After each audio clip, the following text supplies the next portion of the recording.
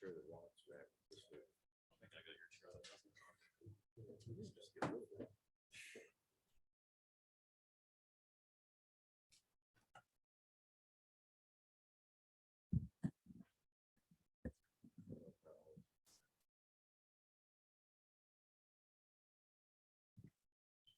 Good evening. Welcome to Oconee County Board of Commissioners' first public hearing on the FY23 budget. Today is Tuesday, May the 24th. If you're joining us virtually to comment during the public comment portion of the meeting, please use the raise hand feature in Zoom. With that, we'll ask our Finance Director, Melissa Braswell, to come up and present the budget. Thank you very much. I am here this evening to present the FY23 proposed budget to you at our first official public hearing. We believe that the current budget being proposed supports the mission of Oconee County and that it is designed to achieve the strategic goals that have been set forth. We believe that it plans for growth and infrastructure and provides high quality services to the citizens in a fiscally responsible manner. Our FY23 proposed general fund budget is $37,894,885. This is just over a 3% increase from our current year amended budget at $1.1 million. This increase can be attributed to our local option sales tax increases related to our Costco development that is currently in progress. And in addition is related to our real property taxes due to our increase in property tax values.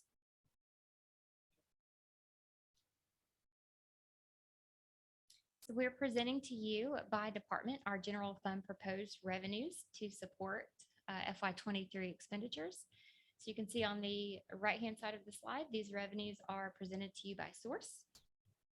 Our property taxes represent 53.8% of our total general fund proposed budget, 23.1% local option sales taxes, and 10.9% in other taxes, and additional revenues such as charges for services, licenses, permits, other items that you see listed.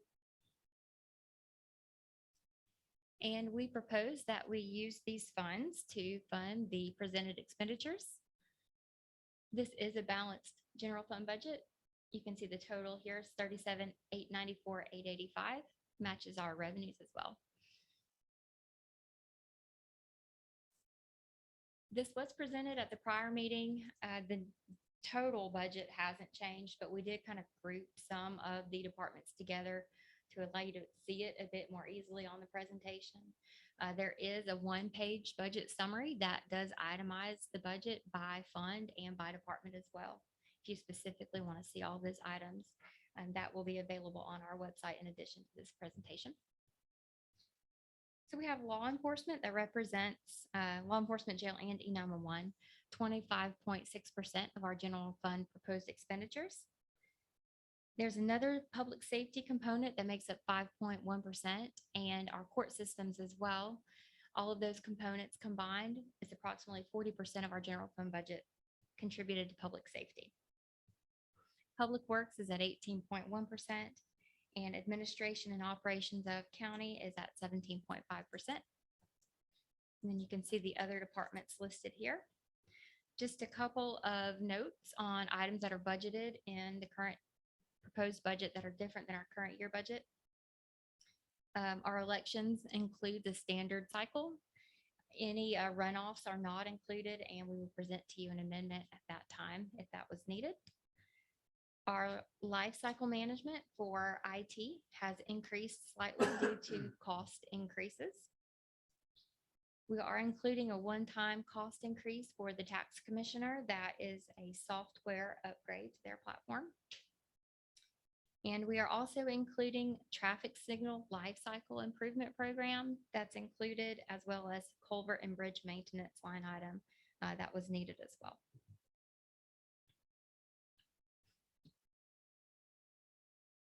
Another look at the same expenditures, just as classification as opposed to department. So you can see our personnel and benefits costs are just at 51% of our general fund proposed budget. That is a slight increase over prior year, which represents new positions added and pay chart adjustments to reflect our investment in employees. Our operating and maintenance total is 28.45% of our total budget. And those are the two largest components. Other components are capital allocations to agencies, debt services, and support to other funds. That's the 23 proposed general fund budget. We did want to take a moment to look at our current year and our estimated fund balance. Of course, it's estimated at this point, our current fiscal year won't end until June 30th. And there's still a period of time after that we are collecting invoices and receipts and posting those into our current year. But we do estimate that we will end the year with an assigned fund balance of just over $12 million, $12,073,788. The assigned fund balance is a technical term defined by the Governmental Accounting Standards Board, and it's simply amounts that a government intends to use towards specific uses. Unlike our unassigned fund balance, that's not been assigned towards any specific uses. That balance we estimate at $9.3 million. The county set a goal to reach 25 to 30% of unassigned fund balance, and that is a percentage of our next year's proposed general fund budget, which comes to 25%. So that's within the county's target of unassigned fund balance. In addition to these two balances, there's another item called committed fund balance, which you don't see displayed here. It is in our FY21 audited financial statements. We do have a committed fund balance, and that's $912,912.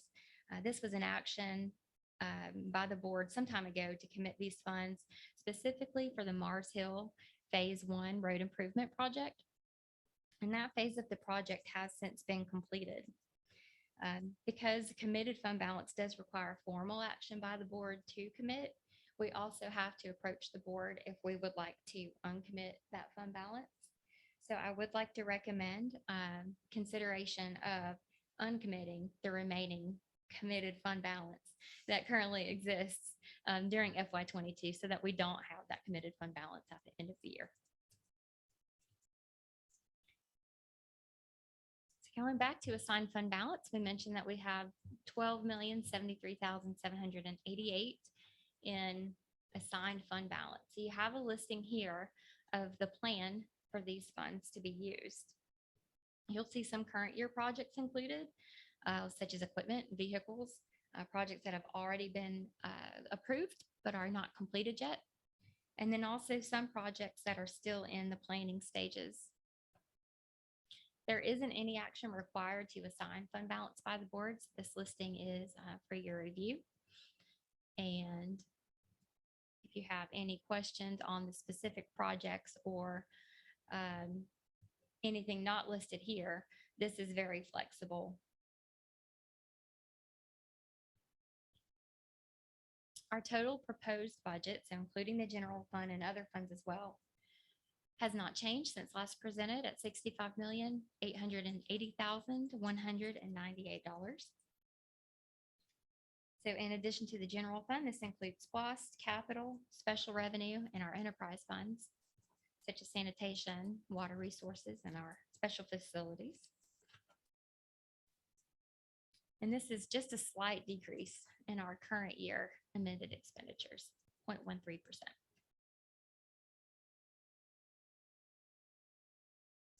So again, you have the total budgeted proposed expenditures here by department. So you can see how those stack up to the total budget. We have water resources at 24.8%, law enforcement, jail, and E911 at 16.7%, public works at 14.8%, and administration and operations at 15%.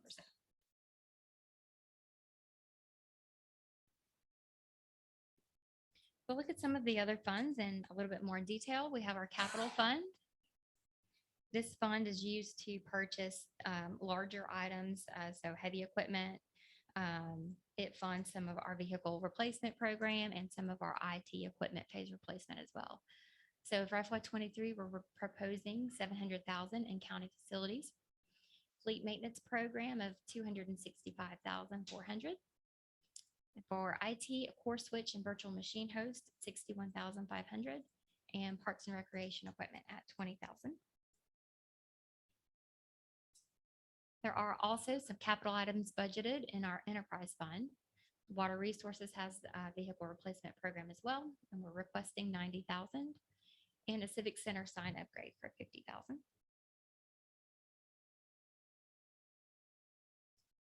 SPOS expenditures are also capital in nature. You'll notice that we are starting with SPOS 2015.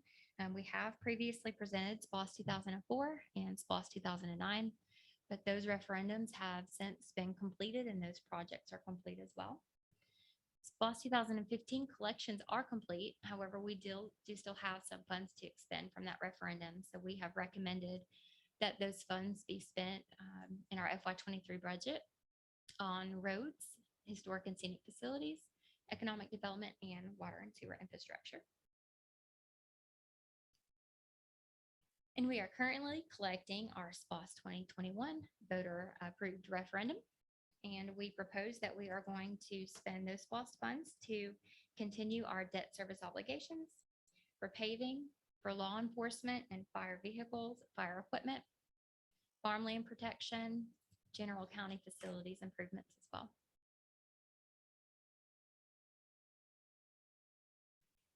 As I mentioned, we believe that that the FY23 budget supports our strategic goals. We've identified specific goals that have been planned out, and I'd like to present to you how we are working to achieve those in our FY23 budget.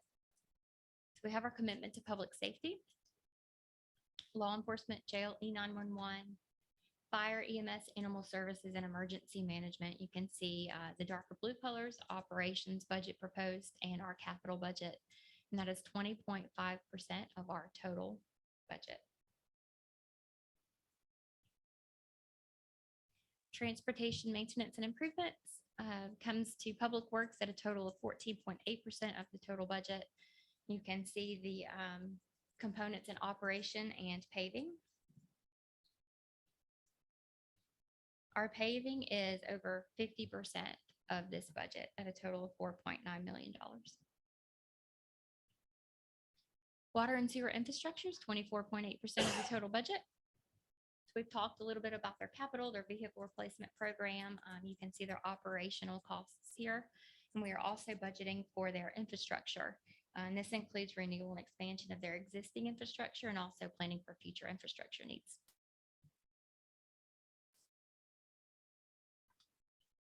And our commitment to the phase replacement program for the county's fleet. Different components of law enforcement, fire, senior center fleet, and water resources, and the different funding sources for those. SPOS, special revenue, water resources fund, and capital fund. In addition to the FY23 budget, we have a list of current projects that are ongoing. We've referred to these as our multi-year projects since they're either crossing fiscal years or will take multiple years to complete. So you have a listing here that's kind of color-coded by fund of projects that you have seen before and approved. When they were approved, they were out of the current year budget. What we would like to do is consider adding these to a project length budget as opposed to a single fiscal year budget to allow these projects to continue on into future fiscal years. They're not completed within the current fiscal year. We have began to do this with some of our approvals. On May 3rd, we had bridge repairs, the Frank Norris building, and our Calls Creek plant upgrade, all which are anticipated to cross into multiple fiscal years. So we would like to do the same thing with these projects that are listed here, which would require your consideration and approval as well.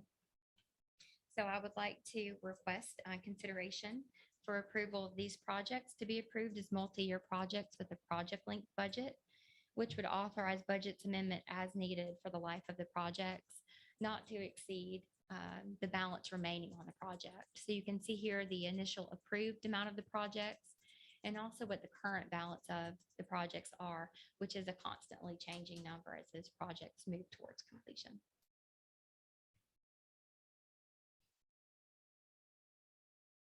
So we do have our second public hearing and budget adoption request on June the 7th. A component of that will be the fee schedules, which the fee schedule is posted on the website for viewing and questions. I'll go ahead and post this presentation on the website, update, since there are some additional slides and changes so that that can be reviewed. There will also be the one-page summary detailing our budget revenues and expenditures by department that will be available online at our Board of Commissioner office and at the Watkinsville Library. And on June 7th, we'll request the adoption of the total budget of $65,880,198. In addition, we'd request review of uncommitting the remaining committed fund balance and consideration of the project linked budget approvals. Thank you. I'll just make a few comments and we'll open it up for any questions y'all got and then turn it over to the anybody from the public that wants to speak. I don't know if you can have an exciting budget, but I think this is one. We've been working toward our strategic plan and we've accomplished a lot of things there. This year for our employees, we're able to offer a $3,500 increase for entry level for every grade. And that will compound over the steps. So the minimum increase any employee will see will be $3,500. And if that's more time, they'll get more based on the step they're in within each grade. All our regular part-time hourly employees also received a hourly wage increase. In addition, on our public safety matrix pay grade, grade 10 and above, which is basically road deputies and command staff, received an additional 2% in addition to the $3,500. And we also are continuing to fund the senior deputy position, which is a post certification our deputies can go and get for additional 10% above a regular deputy's salary. So a lot of investment in the sheriff's office there. We're also having a 10% increase in health insurance this year. And anybody who's participating in the wellness program, the county will cover 100% of that increase. So there'll be no increase passed along for any participant of the wellness program. In addition, if you're in a health savings account program, the county will deposit $1,200 directly into that account. So very strong year for our employees, as well as accomplishing a lot of our goals on the strategic plan. Then for our taxpayers, we'll do a millage rate reduction, so we will only recognize the real growth in the tax digest for this year. And we're working with the tax commission to get the 5-year to actually set it, but we feel very confident we don't need to do, we will not have any tax increase hearings in Oconee County this year for the governing authority. So just thank you to the Board of Commissioners for your commitment to having the right number of people doing the right things, commitment to the strategic plan and our comp plan. So with that, if you have any questions of Melissa or Justin or I, we'll be glad to field them now. Chair, I got a question, comment. I want to thank her staff and of course, Mr. Chairman, you and Justin and others have spent a lot of time. Appreciate the time y'all spent with me. As far as the wellness program, what's the participation in that wellness program that we have? I think the participation is strong in the wellness program. I could get you some percentages of overall participation. But I feel like the majority of the employees do qualify for that program year after year. We're right at 50% right now. 50, yeah. It's a little over 100 participants. 115. So our goal is to get everybody involved in that with those incentives there. I know that staff, Jill and her people that put a lot of effort in Yes. participation for that. And I applaud in the effort to get people to participate in the wellness program. And I'm not trying to be funny, but I am. Who's getting the treadmill? And that is for the fitness center at the park at OVP's community center. Okay. The Yes. citizens are getting the. I That's wasn't- right. That's right. Clear. I wasn't sure. I was gonna sign up. You can go use it, yeah, for, Yeah, and so that was specifically to be purchased in our FY 22 budget, and the funds are available. So you generally wouldn't see that type of expenditure, but with the supply chain issues and the delays in orders that we have seen, we need it to carry over to the next budget year since it's already been ordered, and we will need that replacement. All right, thank you. Yes, sir. very good. Any other questions from commissioners? All right, thank you, Melissa. You're welcome. Now we open up to any public comments for anybody. Mr. Webb? My name is John Webb. I live at 1320 Bent Creek Road. I've been in the county over 50 years. I like to tell people I came in the first immigration wave, way back in the early 70s. So this is my county. This is my home. Always has been for over 50 years and always will remain that way. So I have a couple of questions and a couple of comments. Wanted to find out whenever you say unassigned, the unassigned portion, would that equate to a contingency fund?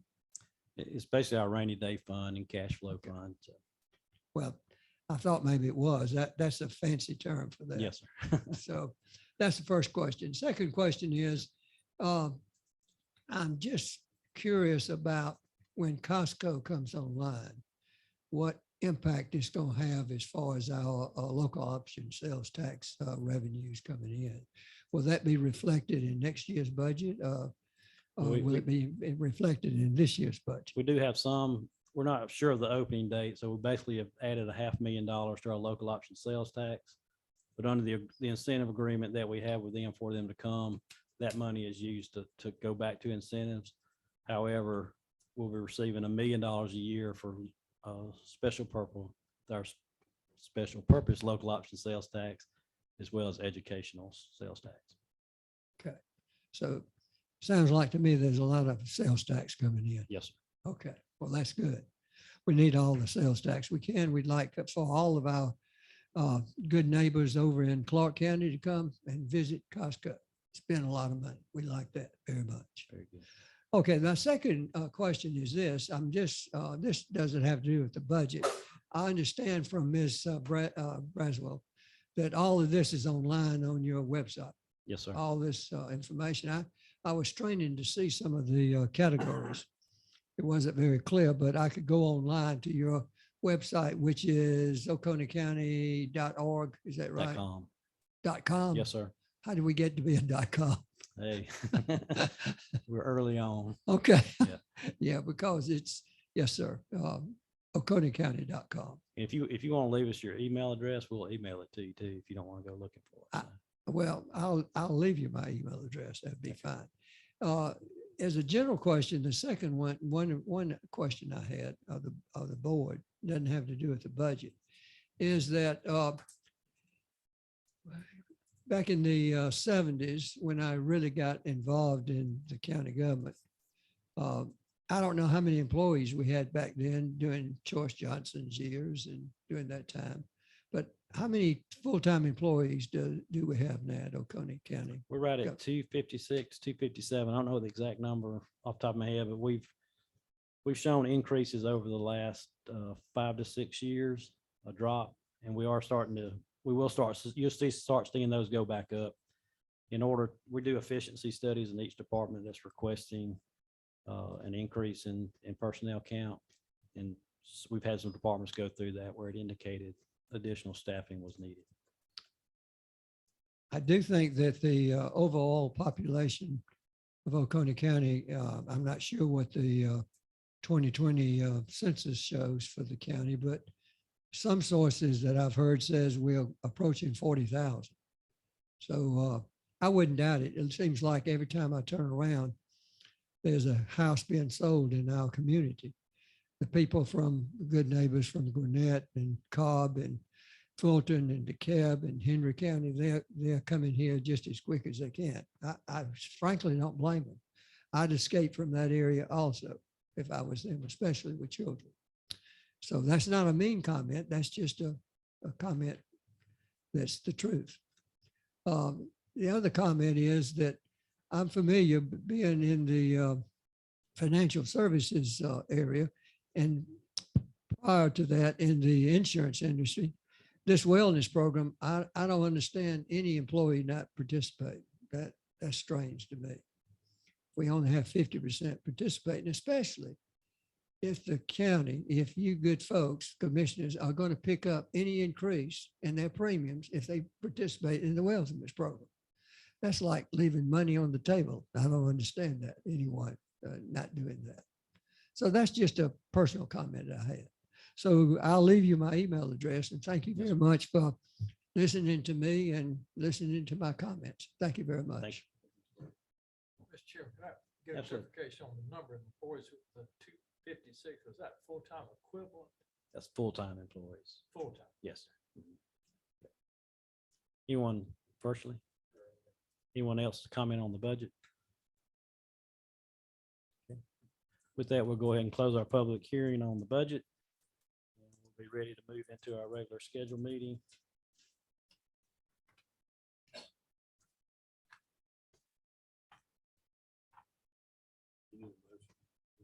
No, we're good.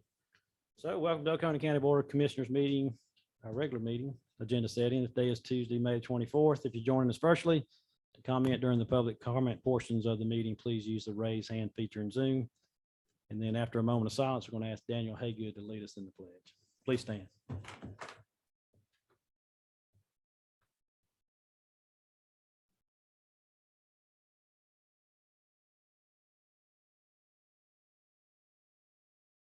Thank you.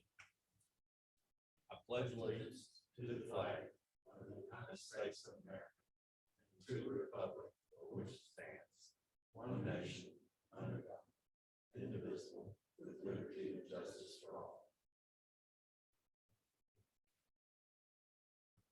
Our first item of business will be to approve the agenda. I'll make a motion to approve the agenda as submitted. Second. Thank you. We have a motion and second. All in favor? Aye.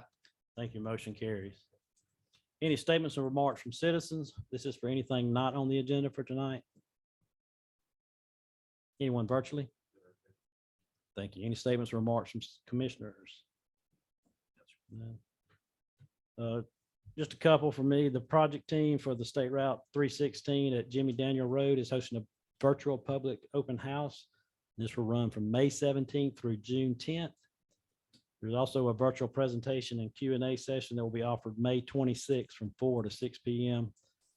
If you're interested in joining the virtual meeting, you can go to the project website and you'll find a link to that website on our website on the main page there.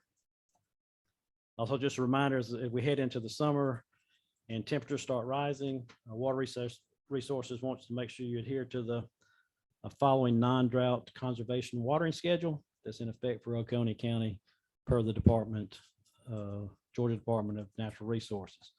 So odd number addresses, outdoor watering use is allowed on Tuesdays, Thursdays, and Sundays. Even number addresses are allowed on Monday, Wednesdays, and Saturdays. And also, if you have drip irrigation or hand watering, is allowed at any time on any day.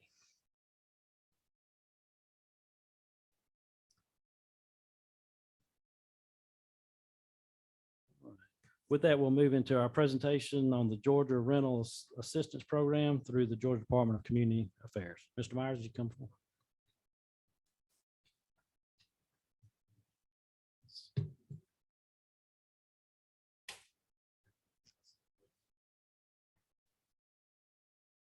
I want to thank the chairman for allowing me to be here tonight. My name is Chris Myers. I work for the Georgia Department of Community Affairs. I'm a proud graduate of the University of Georgia. So whenever I'm in this part of the country, I relive some of my college days. Is that the correct one? Okay. Yeah, I'm just going to talk to you real quickly. I know y'all don't have a lot of renters out here, but I've got a 7-county service area. So my counties are Clark, Greene, Elbert, Madison, Morgan, Oconee, and Oglethorpe. So y'all are in my service area. And my job is to get out as an outreach coordinator, is to get out and publicize this program as much as possible. Department of Community Affairs, we serve the entire state. We have a number of departments within our agency. We do economic development, we do historic preservation, we've got housing assistance. If you want to learn more about the agency, we're at dca.ga.gov. So how this money came into being is we all know that it's affected everybody one way or the other. It's affected all of our lives. So in 2020, the US Treasury allocated $25 billion to the states and left it up to us to distribute the money. So that first pot of money that we received, the Consolidated Appropriations Act, we got 552 million. We refer to that as ERA 1. Under the American Rescue Plan, which is more recent, we got 437 million, and we refer to that as ERA 2. We just want to go quickly over the timeline here. ERA 1, we anticipate having that money through September of this year. ERA 2, we anticipate having the money through September of 2025.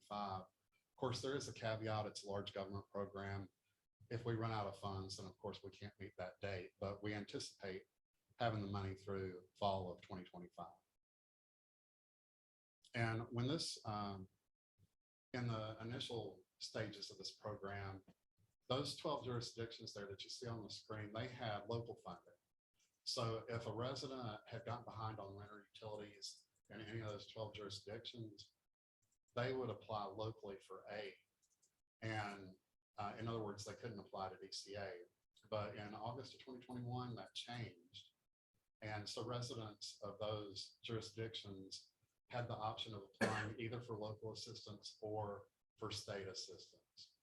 And have to mention here again, a large government program, lots of caveats. There can be no duplication of effort.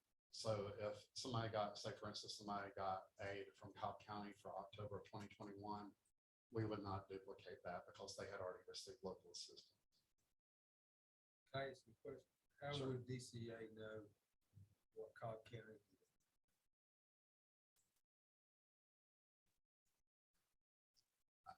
I can't answer that on a technical basis because I'm not involved in processing the applications. But I can try to get an answer for you. Yeah, because that'd be the first sign of fraudulent use.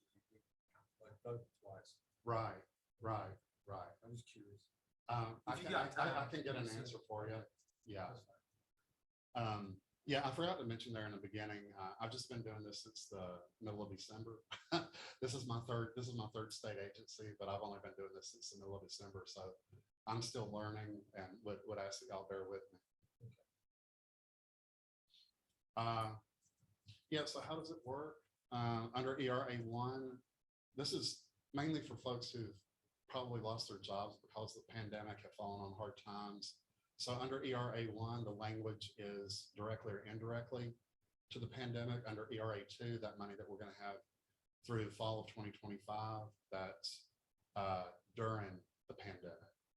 And it's not just rent and utilities. You see those last few bullets, say for somebody who's facing eviction and, for example, they want to go into an extended stay situation, we'll help cover deposits or application fees. We'll cover storage fees if they have to put their belongings in storage. And then the hotel extended stay rentals, we help with that also. So our application process, we live in a digital world, and our preference is the applicants apply through the portal. Our IT staff at DCA, they built a portal just for Georgia Rental Assistance. So people can go in, there are little instructional videos telling you how to complete the application. There's sample documents that you have to upload. So the online portal, it's a great resource for people who are interested in the program. We also accept paper applications for people who don't have access to technology. We've got partner agencies throughout all 159 counties that'll help people fill out applications. Georgia Legal Services is on board to provide legal assistance, and they also help people fill out applications. So how it works is there's no cap on the amount of money. That's not on the slide, but just want to mention that to you, that this is not a program that's just paying out $100 here, $200 there. This program is paying out thousands of dollars. to people who've gotten behind on rent or utilities or have incurred other housing stability expenses. So we do have time constraints. People who are interested in applying, they can't submit arrearages prior to March 13, 2020. March 13, 2020 is when the program began in earnest. People can apply for future assistance. It's not just if you've gotten behind. We'll provide future assistance at 3-month increments at a time.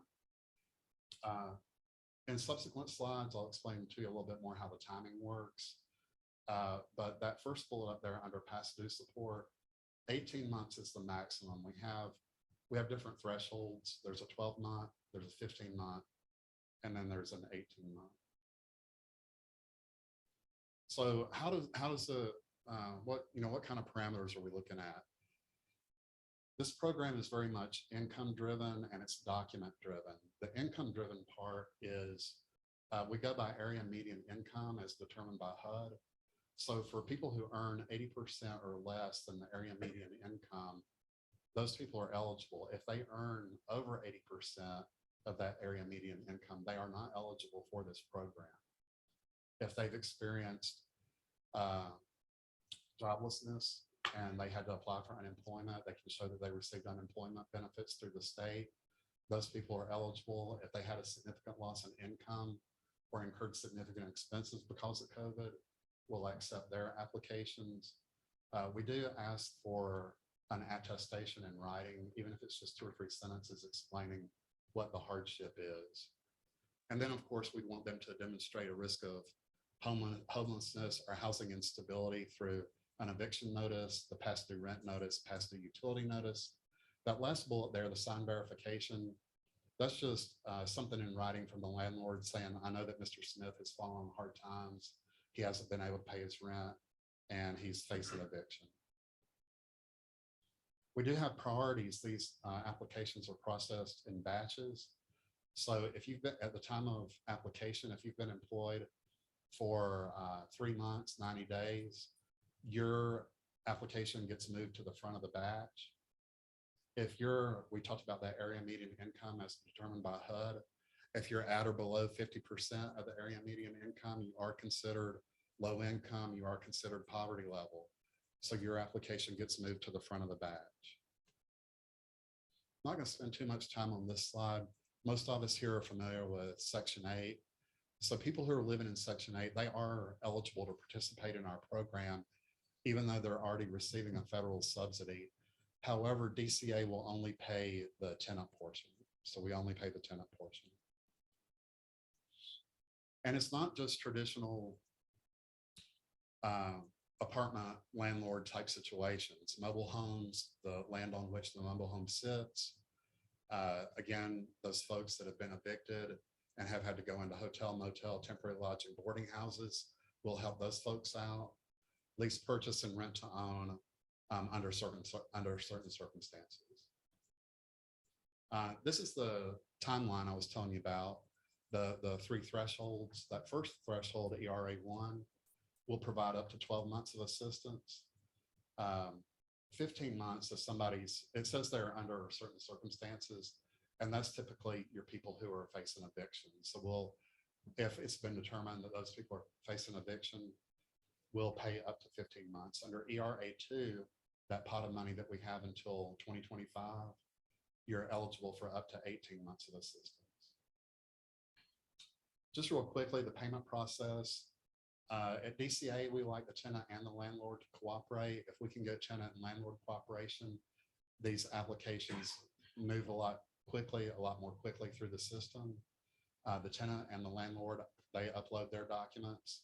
The documents are verified by our processors and underwriters. The applicants they're made aware whether they've been approved or denied. And then once the approval goes through, then we schedule the payments, and the payments can either be ACH, which is the automated clearinghouse. We know that's direct deposit, or if the applicant prefers a paper check, we can send a paper check. So here's a figure for you for Oconee County. As of the middle of May, this program had paid out $31,800 in payments to residents, utilities, and landlords. have to tell you, have to tell you, your neighbor Clark County, it's 7 million. So I realize here the demographics are different. Y'all don't have as many renters, but just wanted to share that with you that there is some participation in the program. It's not as robust as Clark County, but there is some participation here, and we're grateful for the participation. We've got this money through 2025, and I'm here to ask for y'all's help getting the word out, getting the word to your low-income housing, the people that really need this assistance. And that concludes my presentation. As I said, I'm glad to answer any questions you have. If I'm not able to answer your question, I'll research it. Thank you. Does anybody have any questions? All right, thank you so much. All right, thank you. Thank you.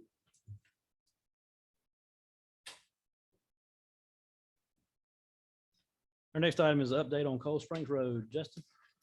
Thank you, Mr. Chairman, Commissioners. Public Works Director Jody Woodall and I had a virtual meeting with the district GDOT office about Cold Springs Road and some options. As you know, it's temporarily closed, has been for a while. So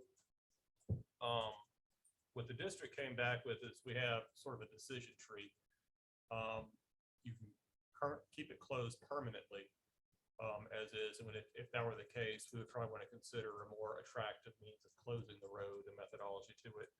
We have the option of opening it up as is without any alterations to it. Part of the challenge that goes into Cold Springs Road is the skew, which has been discussed.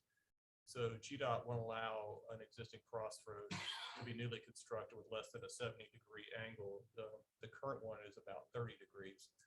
And so what they stated is that any temporary measure or alteration, excuse me, let me rephrase. Another option would be to pursue what they call a long-term solution, a roundabout, something that would permanently do that. In order to do any kind of alteration, we'll have to conduct a study as to an ICE study, which is essentially intersection control.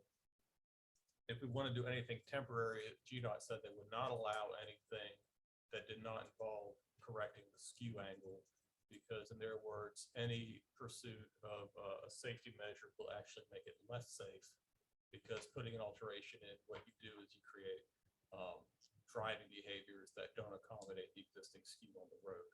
And so we've even seen that with some people not driving correctly through our partly completed R cut right now.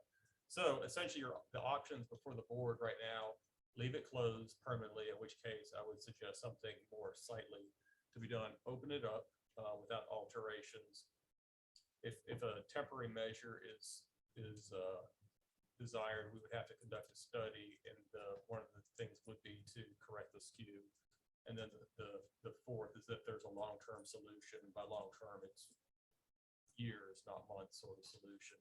Would be to pursue the study and then engineer a potential project improvement solution there. So on the long-term solution, we are communicating with management at Department of Transportation. They currently are looking at Cold Springs Clot Filter intersection, as well as State Route 53 at Hebron Church Road is our possible next two projects to work to partner with them, like we're doing at Snows Mill and Race Church Road up the road. So they're having their engineers take an initial look at it to make sure it would qualify for the funding mechanisms they have available. And we hope to hear back from them shortly.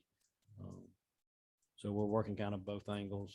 They've talked to the district, and we're also working with the Atlanta team, trying to get a permanent solution project started. So, any questions, comments? I guess on the permanent solution, long term, you should call it.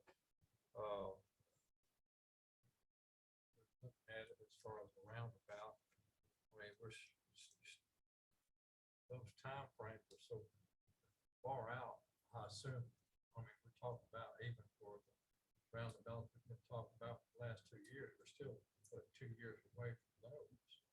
So in this situation, we're talking about another 4 to 5 year. Well, a lot of it depends on the funding mechanism, whether we get some of the state funding or we have to go the federal route. So that's what they're looking at now to see what buckets are available to help us work together on. And once we get that back, we'll have a better idea of the timeline. We do think it's going to be less than 2 more years for the other two, but we're not sure yet. But yeah, you're talking roughly a 4-year period on a federal funded project to get it done.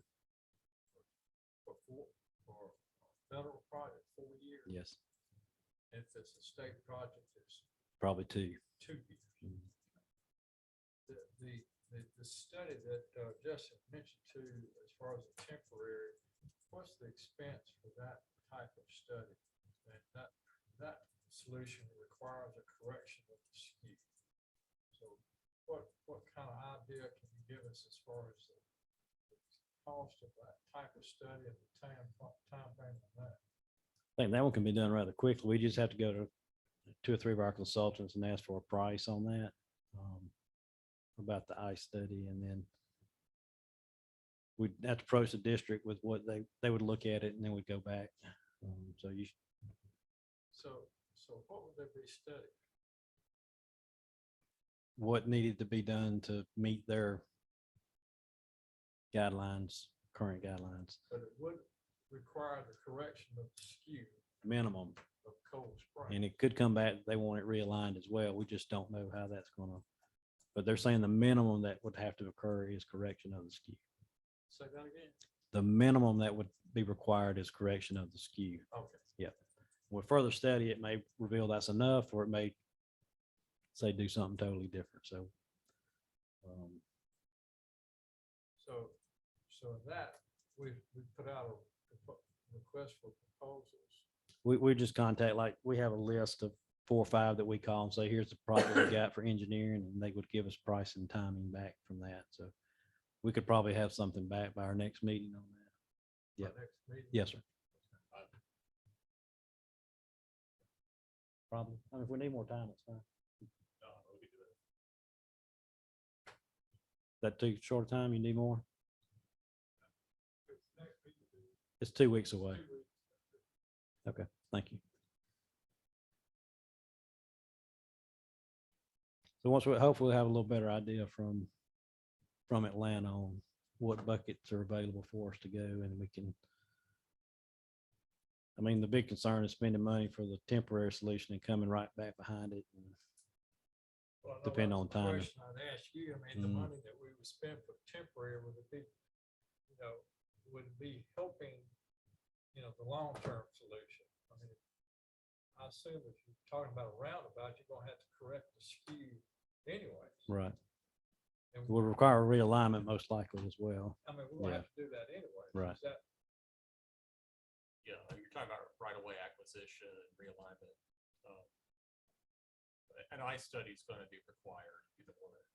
so if we go that route, then what I'm hearing you say is that would not be a lost cause. I mean, the improvements of the realignment of the skew.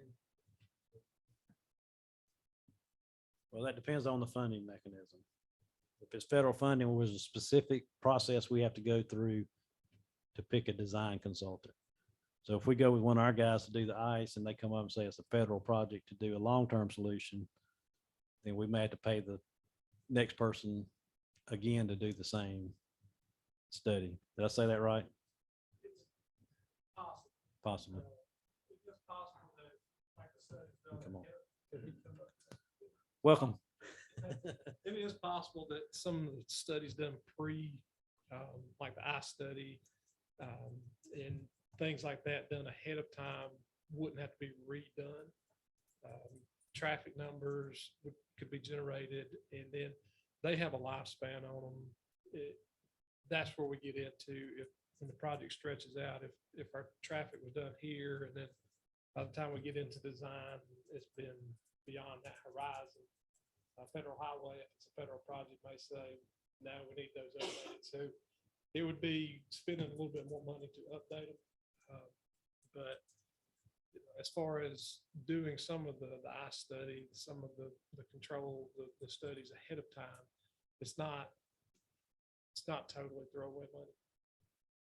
Like you said, if the recommended treatment was a roundabout, we're gonna have to improve the skew anyway and realign that intersection. So if we do spend, a little bit of money on a temporary measure, we're gonna come back and redo it, but some of those things will be used in the permanent project.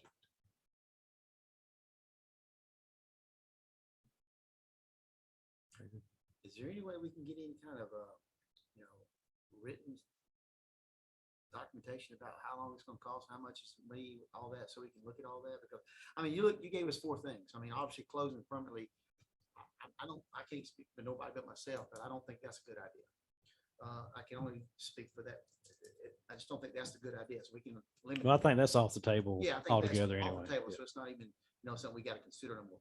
Opening as is, we know that's probably not gonna be liked by a lot of folks, and so if it's moving on to the next 3rd and 4th action, we need to know how much it's gonna cost us, how long it's gonna take us before we can even go back and look at the second action.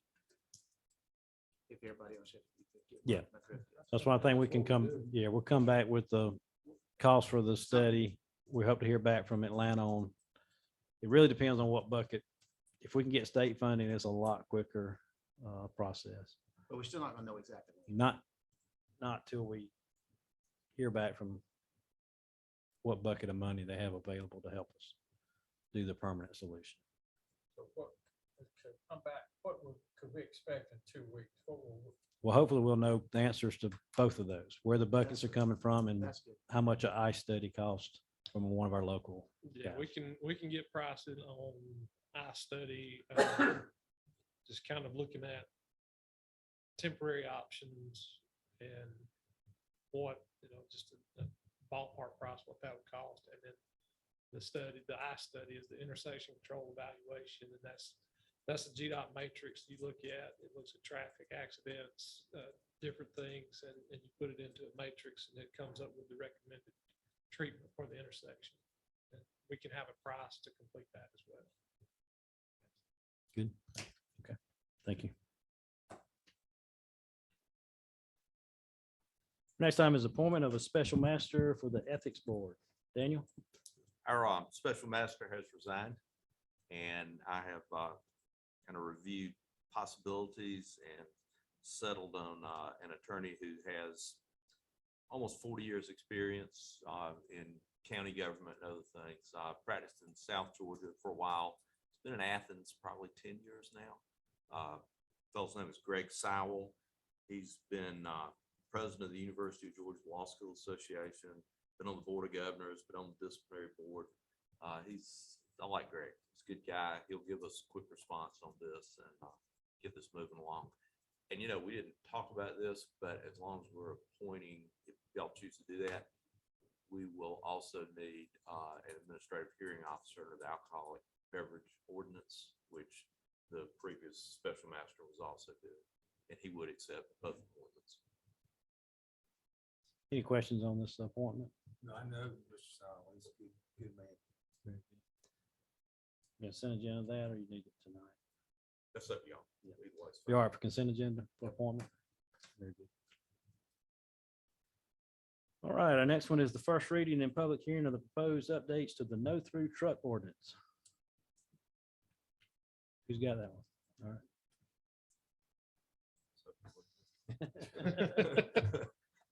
Mr. Chairman, board, this is our truck traffic ordinance as it's called in our code of ordinances right now. And periodically, the board is tasked with reviewing and updating this ordinance, which regulates where it is appropriate to allow truck traffic and where truck traffic is not advised. And this update reconciles the approved ordinances, and over the years, we've had roads that have either been added through direction or I think we've added some through resolution. But this just really cleans up the ordinance to match what we have out there on the ground. We've reviewed it with the sheriff's department, and everybody seems to be in a good place with the roads that are listed. We did review, the sheriff's recommendation was to review the roads coming into the county from other counties to see if the roads were no through truck in the adjoining county. And we made them no through truck, then that's consistent. If they were no through truck in one and not the other, their recommendation was not to have those. So we've gone through and adjusted that. So what we have here is an updated list of the roads for the truck traffic ordinance. And on the no through truck from coming in from another county, I did talk to the sheriff after we've gotten some comments from our citizens. So some of that was based on previous rulings by a previous magistrate court. There's not been a ticket written on this ordinance in quite some time because of the inconsistencies that Jody mentioned. Some of the roads are listed, some are not, some were signed correctly. So I talked to the sheriff. He will enforce whatever road we put on here. And then it'll be up to the courts. You know, if we put a road on that's currently being listed as taken or been taken off, he will enforce it on that roadway. And we'll just have to see how the judicial branch handles it. If we get a lot of kickback from them, we may have to come back and just take it off at that point in time. But there'll be no objection from the sheriff's office if we add some of those roads that we've received comments on. One of the other things previously was about signage of where the no through truck signs are placed, but Jody's team's gone through and double checked that according to the engineering standards, and all the roads are posted correctly according to the, what do you call that thing? Uniform. Manual and uniform traffic control devices. So with that, we'll open up to any questions you got. Sure, I have a question about the signs. This is just one example. I didn't, y'all are out there on every section of road. But we use Lane Creek as an example. It comes off of Lane Creek Road and it cuts across, I guess it's Moore's and Snow's Mill It's before it gets to 78. yeah, it cuts through from Cold Springs. Crosses Moore's Mill, Yes, crosses Mhm. Snow's Mill and ends up at 53. correct. All right. Now, at the beginning, where it comes off of Cold Spring, I know there is a no through truck sign there. But once I travel to the first stop sign and cross over Moore's Ford, should there not be another no through truck sign there as it would be once you went to the Snow's Mill intersection? There should be. Should be. So in your work to make sure all the signage, that's what's going to be looked at, and make sure each section of Lane Creek has the appropriate signage. Yes. Okay. Because somebody coming off Snow's Mill Road, if there's not a sign there at Lane Creek, they wouldn't know that. That's correct. I did have one question about, and I appreciate Mr. Chairman's comments, but we've had some citizen input already. And I know this is a public hearing, so we'll probably have some more before the evening's over, but I noticed there was one road that was included that a question came up about the Mars Hill Road. And I think the terminology we use in the ordinance is Highway 53 to 316. That is being included as a no through truck. Is that correct? Yes, Did I that's read that correct. All right, so we're talking about the 4-lane highway that we just built. Yes.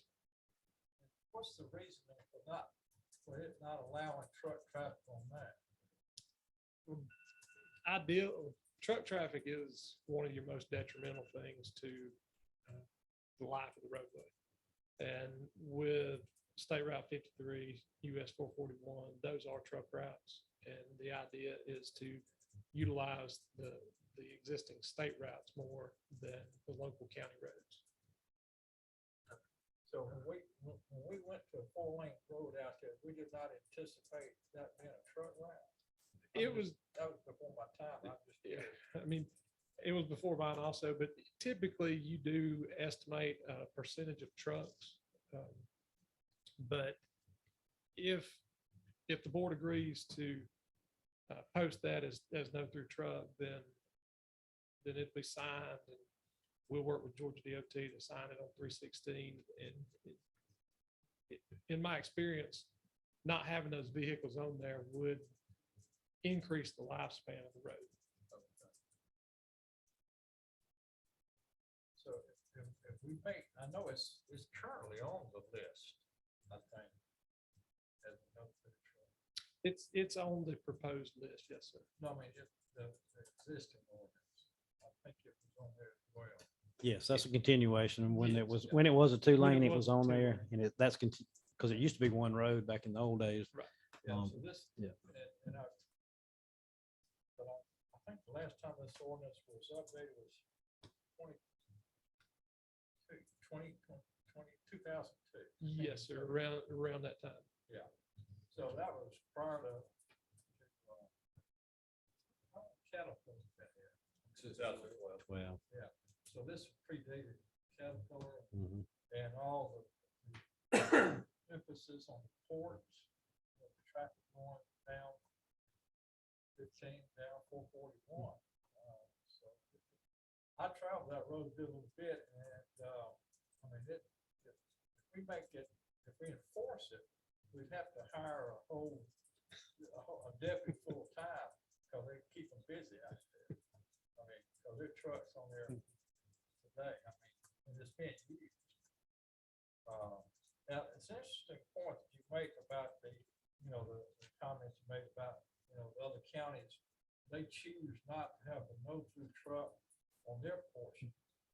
And so I'm not fussing, I'm just saying, why don't we tell them to make their road no-through truck, so we don't have to change our ordinance? That was feedback we had received from the sheriff, and it sounds like the chairman's had a further conversation with the sheriff. But I'd be more inclined to call up the other counties and tell them to change theirs than us to change ours. So, I mean, I'm just being funny. So I'm where I'm headed, Mr. Chairman, is I would love to see that the roads that are currently on the list to remain on the list, in addition to the new roads.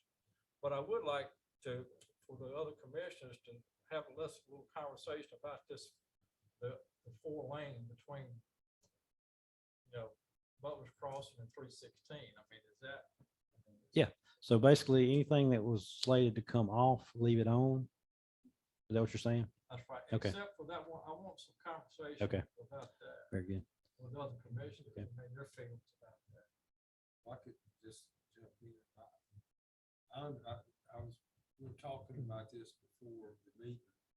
I see where it's coming from, but I also, now you reminded me that road's a county road, or will be a county road, and will be any kind of damage, any kind of repairs gonna be on our dime. That's correct. That's where 53 is gonna be the state. That's correct. I understand.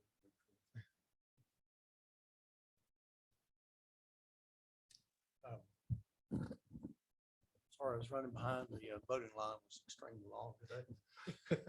Too bad we didn't have 15 days of early voting with 2 Saturdays. Oh, well. But it's so much fun to vote on election day. Yeah, that's right. It's kind of like buying a present on Christmas Eve. You know? Right. I always like to do that too. I know your general statement was as if, there was a road at the end of our no-through truck.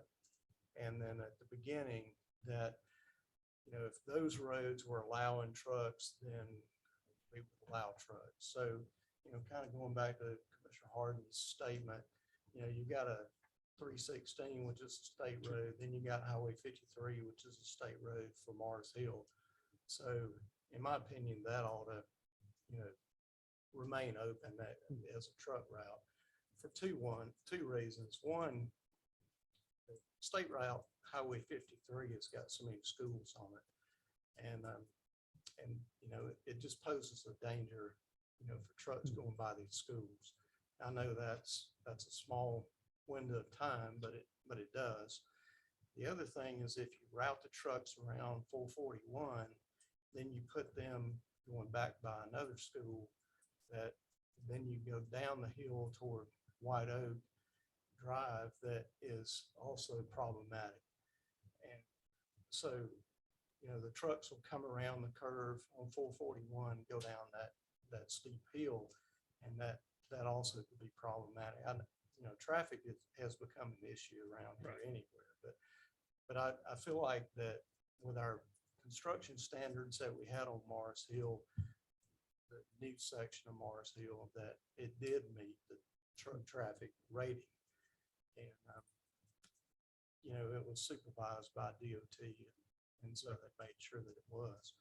And, you know, maintenance wise, I understand that, you know, but it's going to be maintenance on any of these other roads, same type of thing, if we allow trucks on them. So, you know, we're not going to stop all trucks. Right. But I don't know that it'll be a major truck route, but I do feel like from safety standpoint, it should be open for trucks through the Morris Hill section. With that same point, you can look at Astondale Road as well. You've got state routes on both ends of it. You do have a crossroad of a county intersection, which is not on the list. And so in that case, you know, you got really 3 roads that are not on the list, and then Astondale is. And so I just feel like that, you know, that would help some of the traffic going through Watkinsville as well. So I'd like to personally see Astondale come off as well.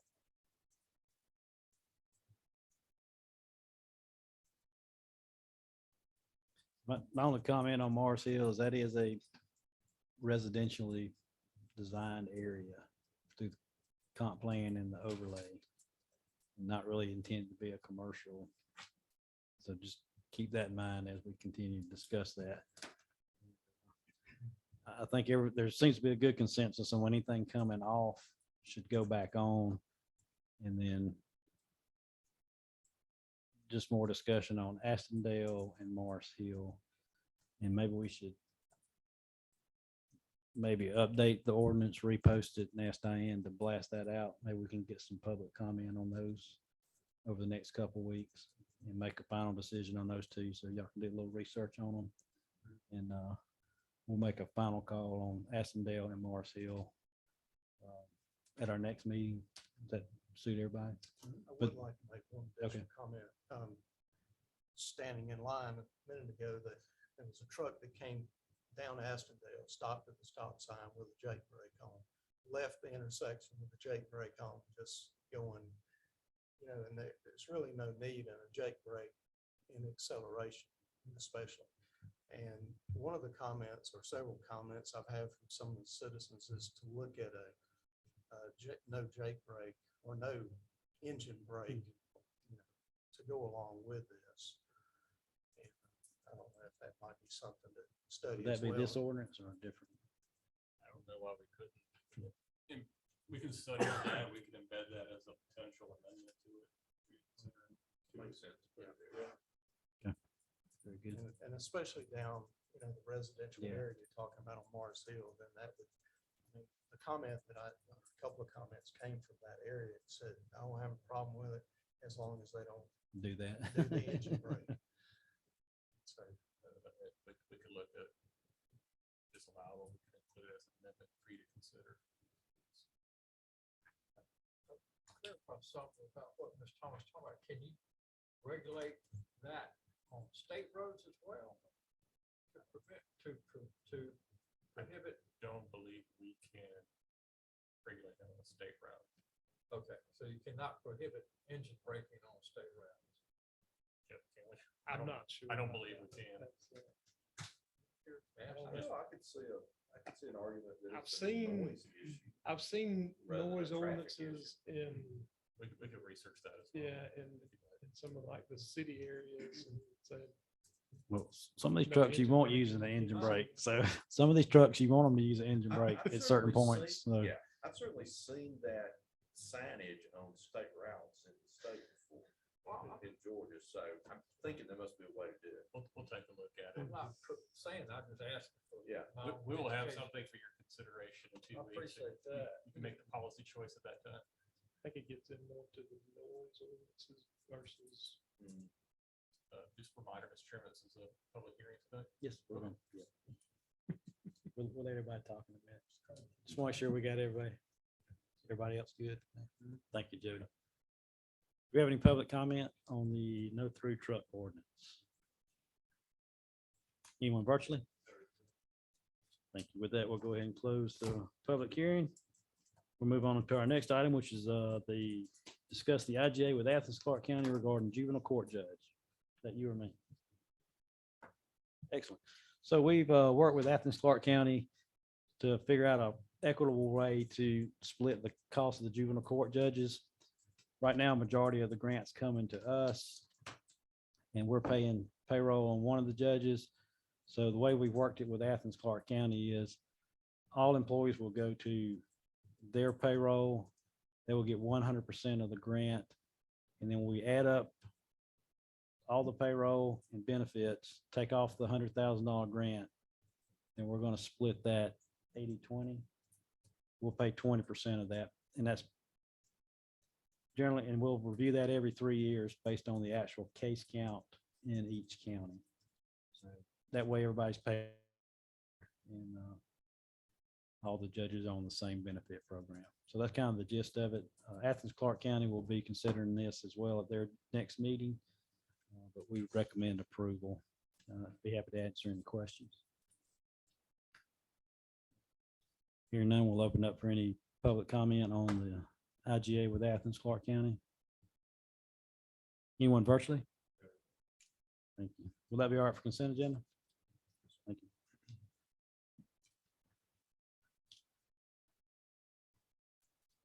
Next time is discuss the Hog Mountain Road multi-use path design services. Jody? Yes, sir.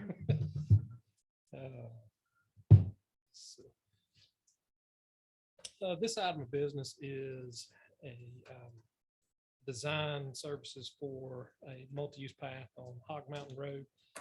And they would go from Butler's Crossing to US 441.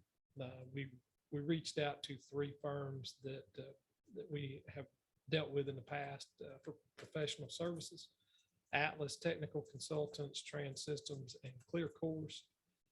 Atlas gave us a price of $195,610. Trans Systems was $229,000, and then Clear Course was $253,220. So the recommendation would be to award the design services for this project for the Hog Mountain Road multi-use path to Atlas Technical Systems with the necessary budget amendments up to the contract amount for the life of the project, and authorizing the chairman to execute any necessary documents. The financial impact is an award amount of $195,610. And I believe this was already earmarked in fund balance. This is one of the projects we've been talking about for a while, and we finally got the right scope and got it out to the group. So as you know, Atlas is currently design consultant for Mars Hill and Experiment Station Road, currently under construction. So they'll just continue from project limits all the way back to the end. So any questions for that? Be all right for consent agenda? Thank you, Joe. Any public comment? Anyone virtually? Thank you. Next item is discuss the award of the bid for the courts at Herman C. Michael Park. Finance issued an invitation to bid to demo the current 2 junior Herman C. Michael tennis courts / pickleball courts, and to reconstruct or 4 new courts at that same site.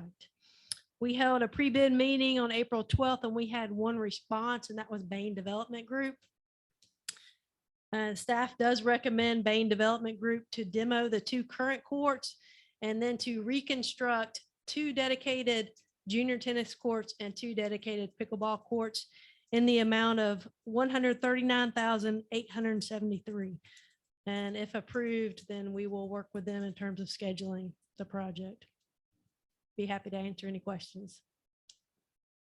Do you have an estimate on when that work would occur? I do not. We haven't discussed any scheduling yet at this point. I'm not sure in terms of supply on our Bain schedule right now, so. Okay. Okay. Any other questions for this item? Just a little something on pickleball. Is a very popular and growing sport. We started out in 2014 at OVP with Mondays and Wednesdays for 2 hours a week, or 2 hours a day for 8 hours a week. About a year later, they went to 3 days a week, 10 to 12 at OVP with 2 courts. 2016, or 2018, went to Herman C. Michael Park Monday through Friday from 8:45 to 12:15 with 2 courts. December of the same year, we added a 3rd court there at Herman C. inside the gym. We did redo the junior courts out there. They had there's some problem with the base there. So we talked with the construction company. They had some concerns. There was kind of took a gamble there that this process would work, and those cracks have made their way up. So that's why we're going to tear everything out. So it has made it less than desirable to play pickleball on. In October of 21, we went from 8:45 in the morning till 4 or 3:30. 4 on most days, Yeah. assuming that we don't have any afternoon activities. So from the time it started to now, there's 13 and a half times more hours for pickleball than we originally started with. We've issued RFP for 4 courts. We've gone through several iterations, whether to do shared for all 4, to all 4 pickleball, to what we're at now, which is 2 to stay junior tennis. So tennis loses nothing, and 2 to pickleball. So pickleball has dedicated courts the entire time and won't have to compete with any other sport on there. Some of the problems with sharing have to do with the size of the court and actually the net is longer than what's desirable. I didn't know that till last week or 2 ago. So long term, after talking with Lisa, what our goal is in the current SPLOST, we have a project on the list for adding tennis courts to OVP. And they've been on the list for many years. We ran out of money in the last SPLOST and couldn't complete them. We'll take that money and add 10. Minimum 10. 10 to 12 would fit in that Yeah, space over at 10 to OVP. 12 courts, depending on the pricing at the time, with our SPLOST money. Converting all the tennis courts at Herman C. Michael to pickleball courts. And that'll give them, is there 4 back there now? 4 tennis 4 courts? tennis. So technically you can get up to 8. I don't know for sure, but I'm understanding you get 2 pickleball courts per a tennis court. So that would then give them 8 lighted outdoor courts. And then the 2 existing junior tennis courts, when it's resurfaced, would be reissued back to pickleball. So it'd be a total of 12 outdoor courts with 8 of those lighted. We anticipate having enough funding for that in FY25 through the SPLOST collections. And if that comes in quicker, we'll definitely look at it quicker. So we think we have a very strong long-term solution to get additional playing time. And Lisa and her staff's done a lot of work to try to get additional hours, going up to 5 days a week at Herman C. So with that, I'll open up any questions y'all might have about it. Good. Thank you, Lisa. Yes. This be all right for consent agenda? Yes. Any public comments? Now come up to this thing and state your name and address, please. So my name is Kevin McHugh. I live at 1220 Nona Drive. So the current junior tennis courts, there are 2 there, I believe. And so we're gonna still those 2, and we're gonna add pickleball courts. That means that pad must be getting bigger. Is that true? Yes. And is it growing, I guess, towards the parking lot? I guess that's the only, I think that's the only way it can go. In the space between the sand pit and the parking lot is where the 4 courts will go. So the sand pit's going to go away. No, So it's going the other way. yes. Okay. That's it. Thanks. Anyone else? Anyone virtually? All right, thank you.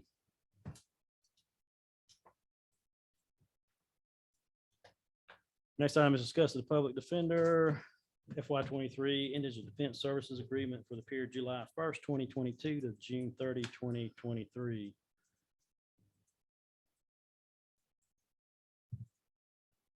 So this is an annual agreement that we go in with the public defender. Let me grab that dollar amount. The amount of the contract is $202,160. That is in our current budget. So we'll recommend approval of this. I will say that each year, any monies they do not spend, they write a check back to the county and give it back. So we feel confident that the money's being handled well, and would recommend approval of this via consent agenda. Any public comment? Anyone virtually? Thank you. Next time is to discuss the early retirement budget amendment. That year. Where's HR? Yeah.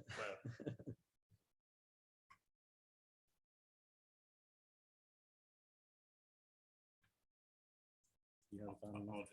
We had the pleasure of a conference call with our actuary last week. Fascinating. And so as part of the early retirement option that the board has enacted as part of our long-term liability, we're recommending some budget amendments. So we talked about either long-term amortization of the project versus paying it now. So we're recommending a budget amendments now out of our current fiscal year to accommodate reduction of our long-term liabilities and paying them upfront. That's roughly $504,000. Do you have the amount? 500. Yeah. 504,000.